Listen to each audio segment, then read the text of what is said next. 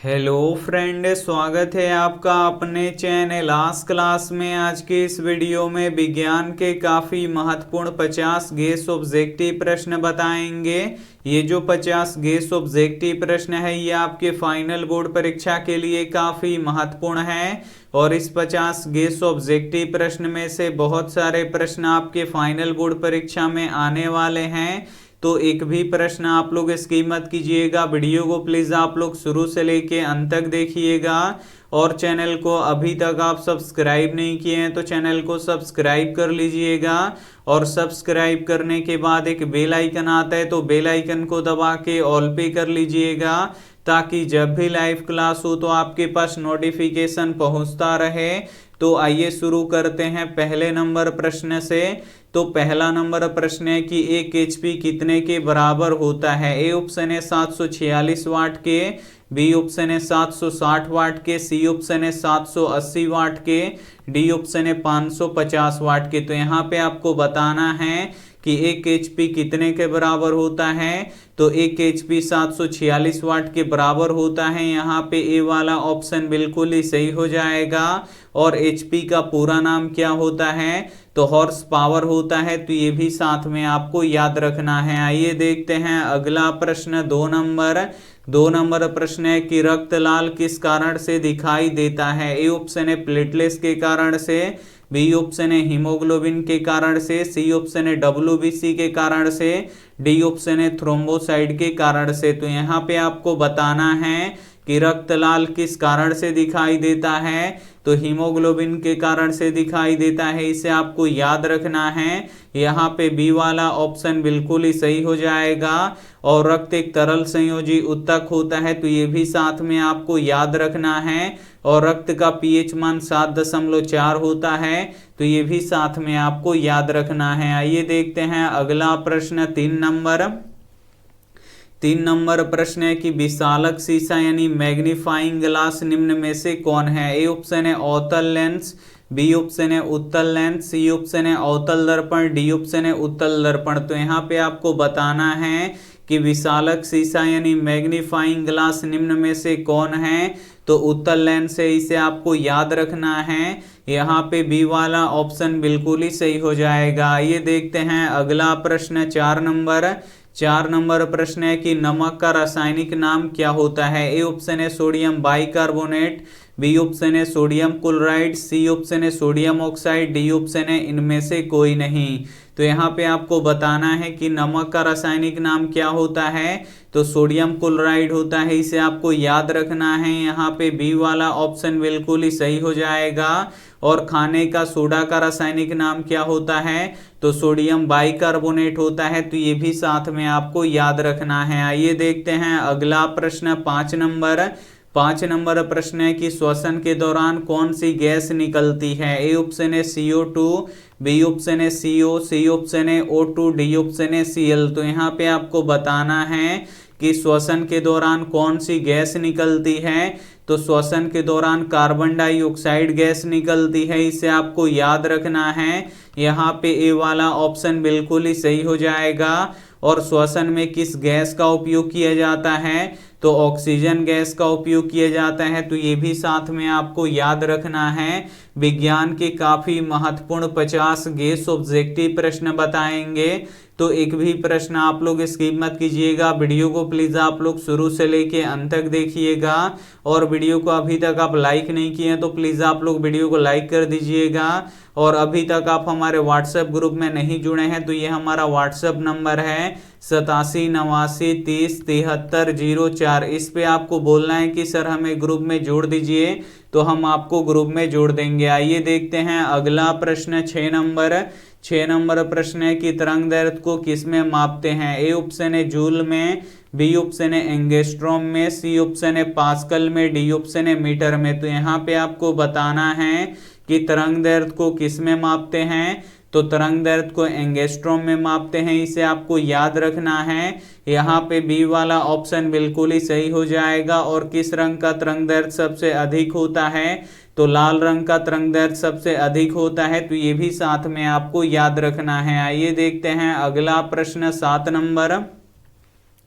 7 number प्रश्न है कि अपमार्जक से बनाए जाते हैं। ए ऑप्शन है सर्फ एक्सल, बी ऑप्शन है शैम्पू, सी ऑप्शन है इजी सर्फ, डी ऑप्शन है सभी। तो यहाँ पे आपको बताना है कि अपमार्जक से बनाए जाते हैं। तो अपमार्जक से सर्फ एक्सल बनाए जाते हैं, शैम्पू बनाया जाता है, इजी सर्फ बनाया जाता है, यानी इनमें से सभी बनाया जाता है। यहाँ पे डी वाला ऑप्शन बिल्कुल ही सही हो जाएगा। आइए देखते हैं अगला प्रश्न 8 नंबर प्रश्न है कि आवृत्ति का एसआई मात्रक क्या होता है। ए ऑप्शन है हर्ट्ज, बी ऑप्शन है धारा, सी ऑप्शन है चुंबकीय क्षेत्र, डी ऑप्शन है बल। तो यहाँ पे आपको बताना है कि आवृत्ति का एसआई मात्रक क्या होता है। तो हर्ट्ज होता है, इसे आपको याद रखना है। यहाँ पे ए वाला ऑप्शन बिल्कुल ही सही हो जाएगा और हर्ट्ज को HZ से सूचित किया जाता है, तो ये भी साथ में आपको याद रखना है। आइए देखते हैं अगला प्रश्न 9 नंबर प्रश्न है कि जठररस का पीएच मान कितना होता है। ए ऑप्शन है 1.2, बी ऑप्शन है 7, सी ऑप्शन है 14, डी ऑप्शन है 10। तो यहाँ पे आपको बताना है कि जठररस का पीएच मान कितना होता है। तो 1.2 होता है। यहाँ पे ए वाला ऑप्शन बिल्कुल ही सही हो जाएगा।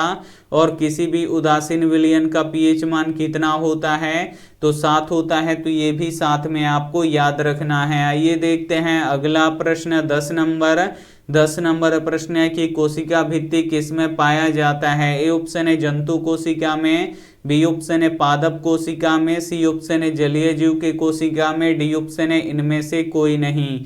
तो यहाँ पे आपको बताना है कि कोशिका भित्ति किसमें पाया जाता है। तो पादप कोशिका में पाया जाता है, इसे आपको याद रखना है। यहाँ पे बी वाला ऑप्शन बिल्कुल ही सही हो जाएगा।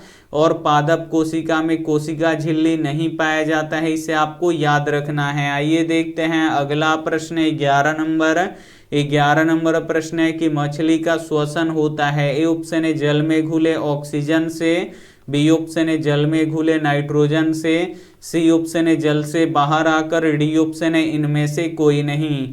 तो यहाँ पे आपको बताना है कि मछली का श्वसन होता है तो जल में घुले ऑक्सीजन से होता है, इसे आपको याद रखना है। यहाँ पे ए वाला ऑप्शन बिल्कुल ही सही हो जाएगा।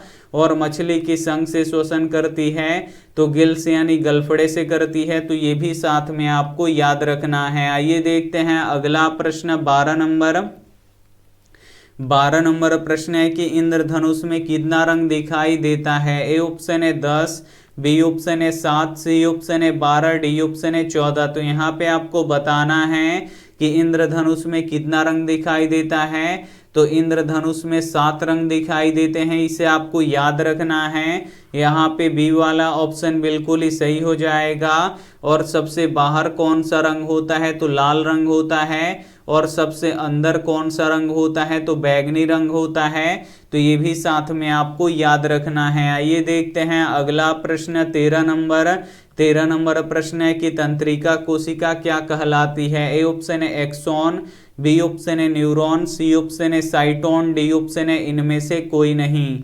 तो यहाँ पे आपको बताना है कि तंत्रिका कोशिका क्या कहलाती है, तो न्यूरॉन कहलाती है। यहाँ पे बी वाला ऑप्शन बिल्कुल ही सही हो जाएगा। ये देखते हैं अगला प्रश्न 14 नंबर प्रश्न है कि उदासीनीकरण की क्रिया में क्या बनता है। ए ऑप्शन है अम्ल, बी ऑप्शन है लवण, सी ऑप्शन है भस्म, डी ऑप्शन है लवण एवं जल। तो यहाँ पे आपको बताना है कि उदासीनीकरण की क्रिया में क्या बनता है, तो लवण एवं जल बनता है, इसे आपको याद रखना है। यहाँ पे डी वाला ऑप्शन बिल्कुल ही सही हो जाएगा। और उदासीनीकरण की क्रिया किसे कहते हैं, तो जब अम्ल और भस्म आपस में अभिक्रिया करके लवण एवं जल का निर्माण करते हैं तो उसे उदासीनीकरण की क्रिया कहते हैं। तो ये भी साथ में आपको याद रखना है। आइए देखते हैं अगला प्रश्न 15 नंबर प्रश्न है कि अम्ल वे पदार्थ है जो जल में घुलकर देते हैं। ए ऑप्शन है H+ आयन, बी ऑप्शन है OH आयन, सी ऑप्शन है दोनों, डी ऑप्शन है इनमें से कोई नहीं। तो यहाँ पे आपको बताना है कि अम्ल वे पदार्थ है जो जल में घुलकर देते हैं। तो H प्लस आयन देते हैं, इसे आपको याद रखना है। यहाँ पे ए वाला ऑप्शन बिल्कुल ही सही हो जाएगा। और जो क्षार होते हैं ये जल में घुलकर OH माइनस देते हैं, तो ये भी साथ में आपको याद रखना है। आइए देखते हैं अगला प्रश्न 16 नंबर। 16 नंबर प्रश्न है कि जंग लगने पर लोहा का भार ए ऑप्शन है बढ़ता है, बी ऑप्शन है घटता है, सी ऑप्शन है अपरिवर्तित रहता है, डी ऑप्शन है इनमें से कोई नहीं। तो यहाँ पे आपको बताना है कि जंग लगने पर लोहा का भार, तो लोहा का भार बढ़ता है, इसे आपको याद रखना है। यहाँ पे ए वाला ऑप्शन बिल्कुल ही सही हो जाएगा। ये देखते हैं अगला प्रश्न 17 नंबर। 17 नंबर प्रश्न है कि गोलीय दर्पण की वक्रता त्रिज्या 40 सेंटीमीटर हो तो उसकी फोकस दूरी ज्ञात करें। यहाँ पे देखिए गोलीय दर्पण की वक्रता त्रिज्या 40 सेंटीमीटर दिया है, तो उसकी फोकस दूरी निकालना है। तो जो फोकस दूरी होता है ये वक्रता त्रिज्या का आधा होता है, तो 40 का आधा कितना होगा 20 सेंटीमीटर होगा, यानी फोकस दूरी कितना निकल जाएगा 20 सेंटीमीटर निकल जाएगा। यहाँ पे सी वाला ऑप्शन बिल्कुल ही सही हो जाएगा। ये देखते हैं अगला प्रश्न 18 नंबर। 18 नंबर प्रश्न है कि कार की बैटरी में कौन सा अम्ल का प्रयोग किया जाता है। ए ऑप्शन है हाइड्रोक्लोरिक अम्ल का, बी ऑप्शन है सल्फ्यूरिक अम्ल का, सी ऑप्शन है अल्कोहल का, डी ऑप्शन है अशुद्ध जल का। तो यहाँ पे आपको बताना है कि कार की बैटरी में कौन सा अम्ल का प्रयोग किया जाता है, तो सल्फ्यूरिक अम्ल का प्रयोग किया जाता है, इसे आपको याद रखना है। यहाँ पे बी वाला ऑप्शन बिल्कुल ही सही हो जाएगा। और जो हाइड्रोक्लोरिक अम्ल होता है ये हमारे पेट में बनता है, तो ये भी साथ में आपको याद रखना है। आइए देखते हैं अगला प्रश्न 19 नंबर।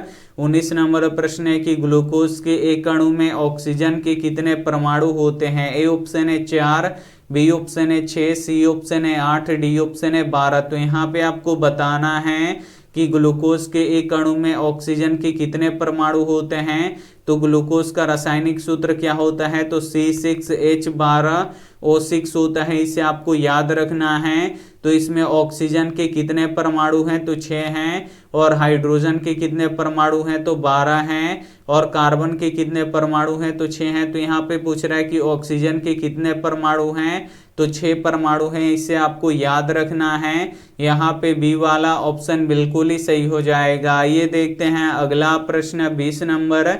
20 नंबर प्रश्न है कि अस्थाई चुंबक किसका बना होता है। ए ऑप्शन है लोहा का, बी ऑप्शन है नरम लोहा का, सी ऑप्शन है चांदी का, डी ऑप्शन है इस्पात का। तो यहाँ पे आपको बताना है कि अस्थाई चुंबक किसका बना होता है। तो जो अस्थाई चुंबक होता है ये इस्पात का बना होता है, यहाँ पे डी वाला ऑप्शन बिल्कुल ही सही हो जाएगा। और जो विद्युत चुंबक होता है ये नरम लोहा का बना होता है, तो ये भी साथ में आपको याद रखना है। आइए देखते हैं अगला प्रश्न 21 नंबर। 21 नंबर प्रश्न है कि पितरस कहाँ बनता है। ए ऑप्शन है अग्न्याशय में, बी ऑप्शन है यकृत में, सी ऑप्शन है छोटी आंत में, डी ऑप्शन है इनमें से कोई नहीं। तो यहाँ पे आपको बताना है कि पितरस कहाँ बनता है। तो जो पितरस होता है ये यकृत में बनता है, इसे आपको याद रखना है। यहाँ पे बी वाला ऑप्शन बिल्कुल ही सही हो जाएगा। ये देखते हैं अगला प्रश्न 22 नंबर। 22 नंबर प्रश्न है कि जंगरोधी स्टील क्या है। ए ऑप्शन है धातु, बी ऑप्शन है अधातु, सी ऑप्शन है उपधातु, डी ऑप्शन है मिश्र धातु। तो यहाँ पे आपको बताना है कि जंगरोधी स्टील क्या है। तो जंगरोधी स्टील मिश्र धातु है, इसे आपको याद रखना है। यहाँ पे डी वाला ऑप्शन बिल्कुल ही सही हो जाएगा। और जो स्टील होता है ये लोहा और क्रोमियम से मिलकर बना होता है, तो ये भी साथ में आपको याद रखना है। आइए देखते हैं अगला प्रश्न 23 नंबर। 23 नंबर प्रश्न है कि मनुष्यों का प्रमुख उत्सर्जी अंग कौन सा है। ए ऑप्शन है रक्त, बी ऑप्शन है श्वेत ग्रंथि, सी ऑप्शन है वृक्क, डी ऑप्शन है अग्न्याशय। तो यहाँ पे आपको बताना है कि मनुष्यों का प्रमुख उत्सर्जी अंग कौन सा है। तो वृक्क है, इसे आपको याद रखना है। यहाँ पे सी वाला ऑप्शन बिल्कुल ही सही हो जाएगा। ये देखते हैं अगला प्रश्न 24 नंबर। 24 नंबर प्रश्न है कि जीवों में वंशानुगत गुणों का निर्धारण किससे होता है। ए ऑप्शन है जीन से, बी ऑप्शन है क्रोमोसोम से, सी ऑप्शन है डीएनए से, डी ऑप्शन है इनमें से कोई नहीं। तो यहाँ पे आपको बताना है कि जीवों में वंशानुगत गुणों का निर्धारण किससे होता है। तो जिन से होता है, इसे आपको याद रखना है। यहाँ पे ए वाला ऑप्शन बिल्कुल ही सही हो जाएगा। आइए देखते हैं अगला प्रश्न 25 नंबर। 25 नंबर प्रश्न है कि एमीटर को विद्युत परिपथ में किस क्रम में जोड़ा जाता है। ए ऑप्शन है श्रेणी क्रम में, बी ऑप्शन है समानांतर क्रम में, सी ऑप्शन है दोनों क्रम में, डी ऑप्शन है इनमें से कोई नहीं। तो यहाँ पे आपको बताना है कि एमीटर को विद्युत परिपथ में किस क्रम में जोड़ा जाता है। तो श्रेणी क्रम में जोड़ा जाता है, इसे आपको याद रखना है। यहाँ पे ए वाला ऑप्शन बिल्कुल ही सही हो जाएगा। और वोल्ट मीटर को समानांतर क्रम में जोड़ा जाता है, तो ये भी साथ में आपको याद रखना है। आइए देखते हैं अगला प्रश्न 26 नंबर। 26 नंबर प्रश्न है कि ऊर्जा का एसआई मात्रक क्या होता है। ए ऑप्शन है कैलोरी, बी ऑप्शन है जूल, सी ऑप्शन है यूनिट, डी ऑप्शन है वाट। तो यहाँ पे आपको बताना है कि ऊर्जा का एसआई मात्रक क्या होता है। तो ऊर्जा का एसआई मात्रक जूल होता है। यहाँ पे बी वाला ऑप्शन बिल्कुल ही सही हो जाएगा। और विद्युत शक्ति का एसआई मात्रक वाट होता है, तो ये भी साथ में आपको याद रखना है। आइए देखते हैं अगला प्रश्न 27 नंबर। 27 नंबर प्रश्न है कि सौर कुकर में किस प्रभाव का उपयोग होता है। ए ऑप्शन है ग्रीन हाउस प्रभाव का, बी ऑप्शन है ग्लोबल वार्मिंग का, सी ऑप्शन है तापीय शक्ति का, डी ऑप्शन है इनमें से कोई नहीं। तो यहाँ पे आपको बताना है कि सौर कुकर में किस प्रभाव का उपयोग होता है। तो ग्रीन हाउस प्रभाव का उपयोग होता है, इसे आपको याद रखना है। यहाँ पे ए वाला ऑप्शन बिल्कुल ही सही हो जाएगा। आइए देखते हैं अगला प्रश्न 28 नंबर। 28 नंबर प्रश्न है कि घोंघा किस समुदाय का प्राणी है। ए ऑप्शन है मोलस्का का, बी ऑप्शन है एनिलिडा का, सी ऑप्शन है एकाइनोडर्माटा का, डी ऑप्शन है इनमें से कोई नहीं। तो यहाँ पे आपको बताना है कि घोंघा किस समुदाय का प्राणी है। तो ये मोलस्का का प्राणी है, इसे आपको याद रखना है। यहाँ पे ए वाला ऑप्शन बिल्कुल ही सही हो जाएगा। आइए देखते हैं अगला प्रश्न 29 नंबर। 29 नंबर प्रश्न है कि कोई विलयन लाल लिटमस पत्र को नीला कर देता है, तो इसका पीएच मान कितना होता है। यहाँ पे आपको बताना है कि कोई विलयन लाल लिटमस पत्र को नीला कर देता है। तो लाल लिटमस पत्र को नीला कौन करता है। तो क्षार करता है। और क्षार का पीएच मान कितना होता है। तो 7 से लेके 14 के बीच में होता है। तो यहाँ पे डी वाला ऑप्शन बिल्कुल ही सही हो जाएगा। आइए देखते हैं अगला प्रश्न 30 नंबर। 30 नंबर प्रश्न है कि अंगूर में कौन सा अम्ल पाया जाता है। ए ऑप्शन है टार्टरिक अम्ल, बी ऑप्शन है ऑक्जेलिक अम्ल, सी ऑप्शन है सिट्रिक अम्ल, डी ऑप्शन है फॉर्मिक अम्ल। तो यहाँ पे आपको बताना है कि अंगूर में कौन सा अम्ल पाया जाता है। तो अंगूर में टार्टरिक अम्ल पाया जाता है। यहाँ पे ए वाला ऑप्शन बिल्कुल ही सही हो जाएगा। और टमाटर में ऑक्जेलिक अम्ल पाया जाता है, तो ये भी साथ में आपको याद रखना है। और नींबू और संतरे में सिट्रिक अम्ल पाया जाता है, तो ये भी साथ में आपको याद रखना है। आइए देखते हैं अगला प्रश्न 31 नंबर। 31 नंबर प्रश्न है कि भरतपुर पक्षी अभयारण्य कहाँ स्थित है। ए ऑप्शन है बिहार में, बी ऑप्शन है राजस्थान में, सी ऑप्शन है गुजरात में, डी ऑप्शन है केरल में। तो यहाँ पे आपको बताना है कि भरतपुर पक्षी अभयारण्य कहाँ स्थित है। तो ये राजस्थान में स्थित है। यहाँ पे बी वाला ऑप्शन बिल्कुल ही सही हो जाएगा। आइए देखते हैं अगला प्रश्न 32 नंबर। 32 नंबर प्रश्न है कि किस अम्ल के जमाव के कारण मांसपेशियों में थकावट या दर्द का अनुभव होता है। ए ऑप्शन है लैक्टिक अम्ल के कारण, बी ऑप्शन है ऑक्जेलिक अम्ल के कारण, सी ऑप्शन है एसिटिक अम्ल के कारण, डी ऑप्शन है टार्टरिक अम्ल के कारण। तो यहाँ पे आपको बताना है कि किस अम्ल के जमाव के कारण मांसपेशियों में थकावट या दर्द का अनुभव होता है। तो लैक्टिक अम्ल के कारण से होता है, इसे आपको याद रखना है। यहाँ पे ए वाला ऑप्शन बिल्कुल ही सही हो जाएगा। आइए देखते हैं अगला प्रश्न 33 नंबर। 33 नंबर प्रश्न है कि लैक्टिक अम्ल किस में पाया जाता है। ए ऑप्शन है दही में, बी ऑप्शन है इमली में, सी ऑप्शन है सिरका में, डी ऑप्शन है टमाटर में। तो यहाँ पे आपको बताना है कि लैक्टिक अम्ल किस में पाया जाता है। तो लैक्टिक अम्ल दूध दही में पाया जाता है, इसे आपको याद रखना है। यहाँ पे ए वाला ऑप्शन बिल्कुल ही सही हो जाएगा। आइए देखते हैं अगला प्रश्न 34 नंबर। 34 नंबर प्रश्न है कि किस श्वसन में अधिक ऊर्जा मुक्त होता है? ए ऑप्शन है आक्सीय श्वसन में, बी ऑप्शन है अनाक्सीय श्वसन में, सी ऑप्शन है किण्वन में, डी ऑप्शन है सभी में। तो यहाँ पे आपको बताना है कि किस श्वसन में अधिक ऊर्जा मुक्त होता है। तो आक्सीय श्वसन में अधिक ऊर्जा मुक्त होता है, इसे आपको याद रखना है। यहाँ पे ए वाला ऑप्शन बिल्कुल ही सही हो जाएगा। ये देखते हैं अगला प्रश्न 35 नंबर। 35 नंबर प्रश्न है कि कौन सा रक्त समूह सबसे रक्त ले सकता है? ए ऑप्शन है ए, बी ऑप्शन है बी, सी ऑप्शन है ए बी, डी ऑप्शन है ओ। तो यहाँ पे आपको बताना है कि कौन सा रक्त समूह सबसे रक्त ले सकता है। तो ए बी रक्त समूह वाला रक्त सबसे रक्त ले सकता है। यहाँ पे सी वाला ऑप्शन बिल्कुल ही सही हो जाएगा। ये देखते हैं अगला प्रश्न 36 नंबर। 36 नंबर प्रश्न है कि मनुष्य के दांतों की सबसे ऊपरी परत क्या है? ए ऑप्शन है डेंटाइन, बी ऑप्शन है इनामेल, सी ऑप्शन है मज्जा गुहा, डी ऑप्शन है अस्थि। तो यहाँ पे आपको बताना है कि मनुष्य के दांतों के ऊपर सबसे बाहरी परत क्या है? तो इनामेल है, इसे आपको याद रखना है। यहाँ पे बी वाला ऑप्शन बिल्कुल ही सही हो जाएगा। और जो इनामेल होता है ये सबसे मजबूत होता है, तो ये भी साथ में आपको याद रखना है। आइए देखते हैं अगला प्रश्न 37 नंबर।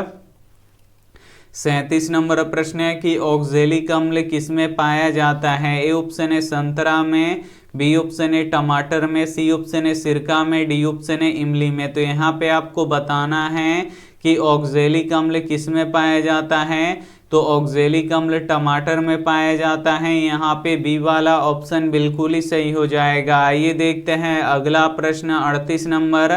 38 नंबर प्रश्न है कि इनमें से कौन ऑक्सीजन का वाहक है? ए ऑप्शन है हिपैरिन, बी ऑप्शन है प्रोथ्रोम्बिन, सी ऑप्शन है हीमोग्लोबिन, डी ऑप्शन है इनमें से कोई नहीं। तो यहाँ पे आपको बताना है कि इनमें से कौन ऑक्सीजन का वाहक है। तो जो हीमोग्लोबिन होता है ये ऑक्सीजन का वाहक होता है। यहाँ पे सी वाला ऑप्शन बिल्कुल ही सही हो जाएगा। आइए देखते हैं अगला प्रश्न 39 नंबर। 39 नंबर प्रश्न है कि धातुओं में धारावाहक होते हैं। ए ऑप्शन है प्रोटॉन, बी ऑप्शन है मुक्त इलेक्ट्रॉन, सी ऑप्शन है कोर इलेक्ट्रॉन, डी ऑप्शन है इनमें से कोई नहीं। तो यहाँ पे आपको बताना है कि धातुओं में धारावाहक होते हैं तो मुक्त इलेक्ट्रॉन होते हैं, इसे आपको याद रखना है। यहाँ पे बी वाला ऑप्शन बिल्कुल ही सही हो जाएगा। और इलेक्ट्रॉन पे ऋण आवेश होता है, इसे आपको याद रखना है। और प्रोटॉन पे धन आवेश होता है, तो ये भी साथ में आपको याद रखना है। आइए देखते हैं अगला प्रश्न 40 नंबर। 40 नंबर प्रश्न है कि विद्युत में तार का रंग कैसा होता है? ए ऑप्शन है हरा, बी ऑप्शन है नीला, सी ऑप्शन है काला, डी ऑप्शन है लाल। तो यहाँ पे आपको बताना है कि विद्युत में तार का रंग कैसा होता है। तो विद्युत में तार का रंग लाल होता है, इसे आपको याद रखना है। यहाँ पे डी वाला ऑप्शन बिल्कुल ही सही हो जाएगा। आइए देखते हैं अगला प्रश्न 41 नंबर। 41 नंबर प्रश्न है कि ब्रोमीन अधातु किस अवस्था में पाई जाती है? ए ऑप्शन है ठोस, बी ऑप्शन है द्रव, सी ऑप्शन है गैस, डी ऑप्शन है इनमें से कोई नहीं। तो यहाँ पे आपको बताना है कि ब्रोमीन अधातु किस अवस्था में पाई जाती है। तो ये द्रव अवस्था में पाई जाती है। यहाँ पे बी वाला ऑप्शन बिल्कुल ही सही हो जाएगा। आइए देखते हैं अगला प्रश्न 42 नंबर। 42 नंबर प्रश्न है कि ओम के नियम में कौन अचर राशि है? ए ऑप्शन है प्रतिरोध, बी ऑप्शन है ताप, सी ऑप्शन है धारा, डी ऑप्शन है इनमें से कोई नहीं। तो यहाँ पे आपको बताना है कि ओम के नियम में कौन अचर राशि है। तो ओम के नियम में ताप अचर राशि है, इसे आपको याद रखना है। यहाँ पे बी वाला ऑप्शन बिल्कुल ही सही हो जाएगा। ये देखते हैं अगला प्रश्न 43 नंबर। 43 नंबर प्रश्न है कि हमारे पेट में कौन सा अम्ल उत्पन्न होता है? ए ऑप्शन है सिट्रिक अम्ल, बी ऑप्शन है टार्टरिक अम्ल, सी ऑप्शन है हाइड्रोक्लोरिक अम्ल, डी ऑप्शन है इनमें से कोई नहीं। तो यहाँ पे आपको बताना है कि हमारे पेट में कौन सा अम्ल उत्पन्न होता है। तो हाइड्रोक्लोरिक अम्ल उत्पन्न होता है। यहाँ पे सी वाला ऑप्शन बिल्कुल ही सही हो जाएगा। ये देखते हैं अगला प्रश्न 44 नंबर। 44 नंबर प्रश्न है कि निम्न में से कौन सा उपकरण विद्युत धारा के ऊष्मीय प्रभाव पे कार्य करता है? ए ऑप्शन है विद्युत हीटर, बी ऑप्शन है विद्युत पंखा, सी ऑप्शन है एसी, डी ऑप्शन है कूलर। तो यहाँ पे आपको बताना है कि निम्न में से कौन सा उपकरण विद्युत धारा के ऊष्मीय प्रभाव पे कार्य करता है। तो विद्युत हीटर करता है, इसे आपको याद रखना है। यहाँ पे ए वाला ऑप्शन बिल्कुल ही सही हो जाएगा। और विद्युत हीटर में किस तार का प्रयोग किया जाता है, तो नाइक्रोम के तार का प्रयोग किया जाता है। तो ये भी साथ में आपको याद रखना है। आइए देखते हैं अगला प्रश्न 45 नंबर।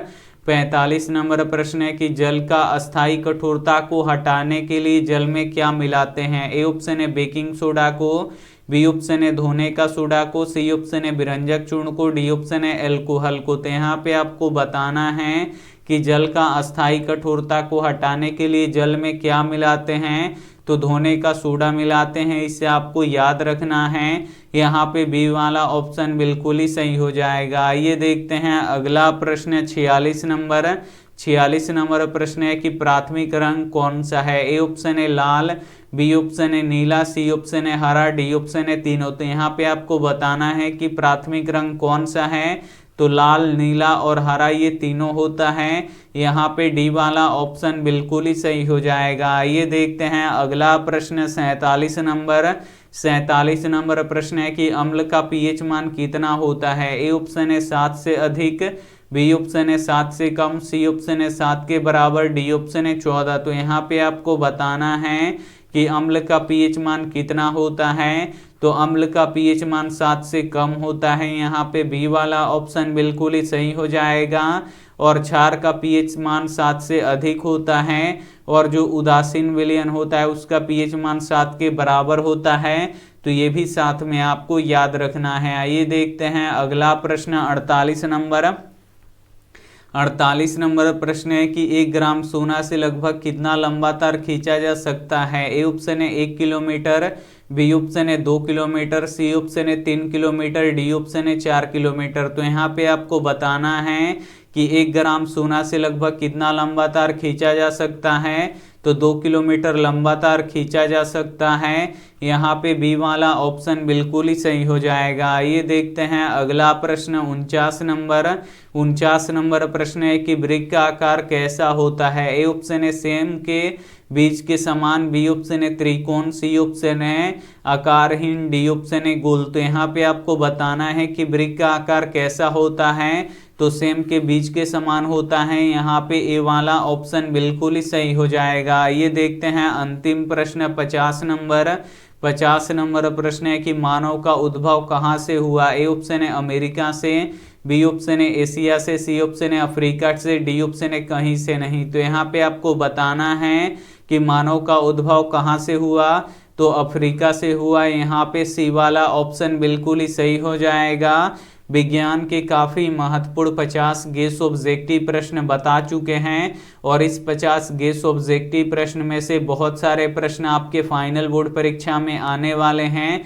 तो इसमें से जो भी प्रश्न आपका छूट गया हो तो उसे एक बार फिर से आप लोग देख लीजिएगा। और ये रहा आपके लिए होमवर्क प्रश्न, इसका जवाब आपको कमेंट बॉक्स में देना है कि तेज प्रकाश में पुतली का आकार कैसा होता है। ए ऑप्शन है छोटा, बी ऑप्शन है बड़ा, सी ऑप्शन है अपरिवर्तित रहता है, डी ऑप्शन है इनमें से कोई नहीं। तो जो भी ऑप्शन आपको सही लगे वो आप हमें कमेंट करके जरूर बताइएगा। और वीडियो को लाइक नहीं किए हैं तो प्लीज़ आप लोग वीडियो को लाइक कीजिएगा, अपने दोस्तों के पास इस वीडियो को जरूर शेयर कीजिएगा। और चैनल को अभी तक आप सब्सक्राइब नहीं किए हैं तो चैनल को सब्सक्राइब कीजिएगा। Thank you for watching. मिलते हैं अगले वीडियो में, तब तक अपना ध्यान रखिए, मन लगा के पढ़ाई कीजिए। Take care and bye.